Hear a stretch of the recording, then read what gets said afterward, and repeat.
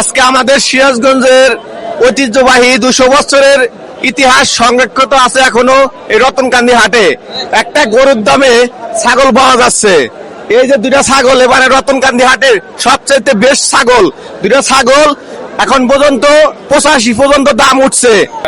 গ্রামের নাম? গ্রামের নাম বড়া। আপনি ছাগল দুইটা কি আপনি নিজে? জি নিজে। কাস্টমার কত বলছে? কাস্টমার জোড়া 85,000 পর্যন্ত কই বলছে। আপনি কত হলে সারা চিন্তা ভাবনা করতে? আমার সারা চিন্তা ভাবনা 1 লাখ টাকা হলে সারা চিন্তা ভাবনা।